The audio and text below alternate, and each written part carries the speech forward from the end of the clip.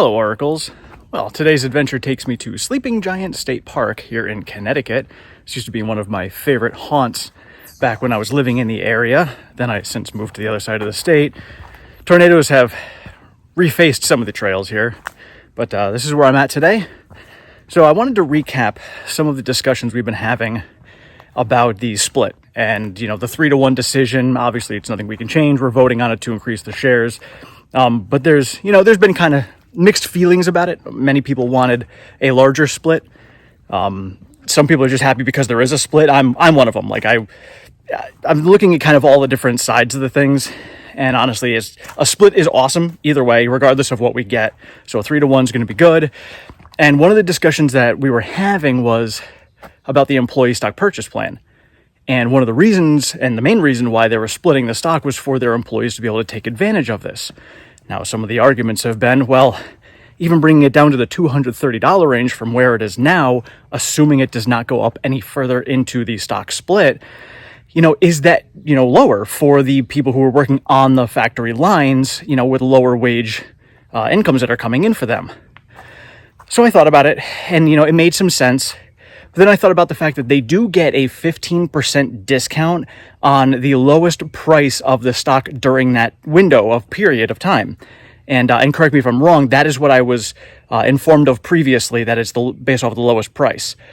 So going by that information, it's still a pretty decent price.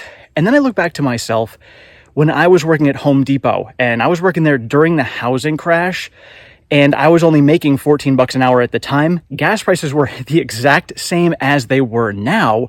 Prices of a lot of things were at the same place.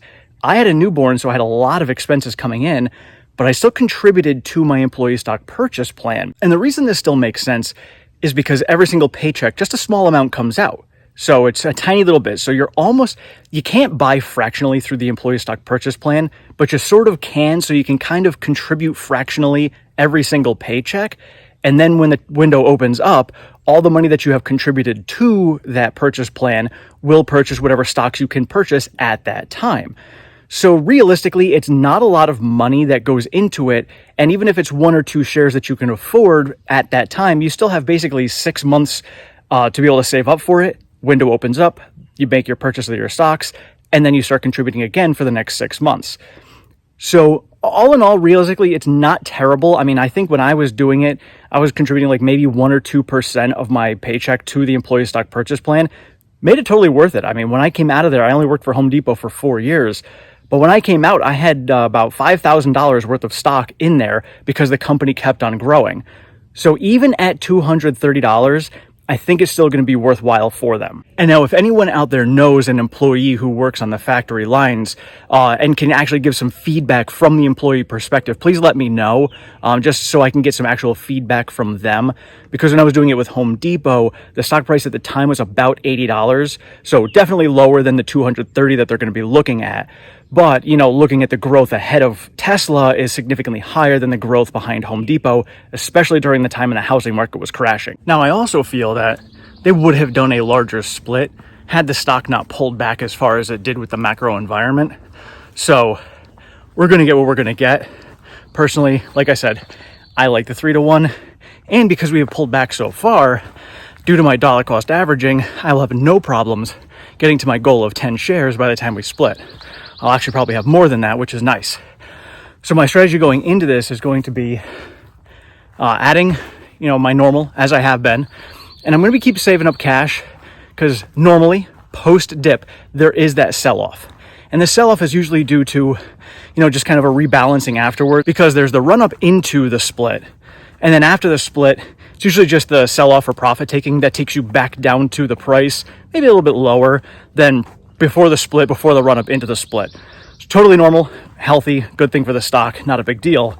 But then after the split, historically, most stocks who have split will run up significantly more than the indices. And the reasoning behind this is because a few reasons. One, more people have access to purchasing the stock.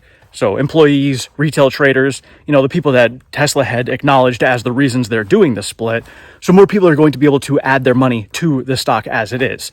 So it'll run up more after that. Plus, the reason the company does a split in the first place is because they're very confident about the future of the company and the growth they're going into. And so taking a company like Tesla that's growing as much as it is, with the company feeling confident that they're going to continue this growth path as they continue growing with a lower stock price and more people being able to invest into it, is exactly why the stock is just going to go up higher more than the indices. And now another reason for doing the split, as we had discussed before, is it's going to make it more accessible for people who want to do options in the stock. Now, doing a 3-to-1 means that it's not going to be as accessible to as many people. So splitting should, now I say should because it's Tesla, should cut down on the volatility of the stock itself. Going to a 3-to-1 makes it more accessible for some people for options, but not for everyone. So that should keep the volatility in check. Because if we did like a 10-to-1, brought it down to the $50 to $70 range, that could have left volatility very high because so many more people would get in and play options. Now, seeing as how Tesla has basically set the bar for the stock price being around the $250 mark that they like for their employees to be able to get into the stock purchase plan, I have a feeling, unless we hit it before we run into this split, I don't think we're ever going to hit $1,000 again. Here's my reasoning behind this.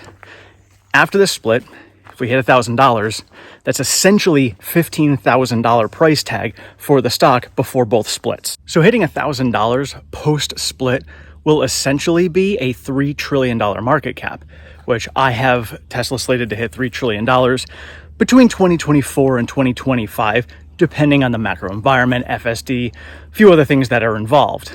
But if that's the time that they're going to be hitting it, then chances are it's going to be splitting again prior to that. So we may end up pushing up to these levels again, maybe $800-900, and then do another split. Maybe they do get it a little higher. Not sure. Obviously, there's a lot between now and then, but this leads me to believe that we'll probably see another split between 2024 and 2025, depending on the, like I said, the macro environment and other things and how we grow between now and then. Whereas if we had a 10-to-1 split, we probably wouldn't see another one until 2027 or maybe later than that, just because it's going to be a lot longer before it gets to a level that, employees would not be able to contribute. So because of that, we might not ever see 4 digits again for a stock price. Like I said, unless we for some reason run up between now and this split to $1,000, post-split, chances are with the growth that we're going to see, we might hit it. It's the next one maybe. After the next split, definitely not. And now Leo KoGuan, ironically, after I had mentioned him in the video yesterday about buybacks, had suggested that later in this decade, between 2026 and 2030, Tesla could theoretically be doing trillions of dollars in buybacks because they're going to have so much cash flow coming in. And if that's the case, now is definitely the time you want to add, because looking at the end of the decade, we might end up in a situation where if they do that, we can see the same type of run that we saw between 2019 and 2021. And so all the shares that you accumulate between now and then, plus all the splits that could happen along the way, we could get to the point where your wealth just explodes at the end of this decade. Not to say it couldn't before then, but looking at that potential that we're going into and what Leo is seeing, that's a strong reason for me to hold on as much as I can and keep on adding as much as I can. And this is why when we talk about investing in Tesla long term, we're talking about 10 years. Tesla's going to age like a fine wine, in my opinion.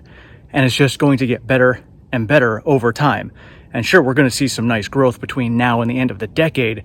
But when we hit the end of the decade, if Tesla can come through on all of these things like FSD, robotaxis, and Optimus, and then push energy to the next level and transition the world over to renewable energy, as is going to be heard about in Master Plan Part 3, we're going to see an explosion of growth come the beginning of the next decade. And now I know several of you in the comments were upset by the 3-to-1, and rightfully so. Many of us were excited about a larger number.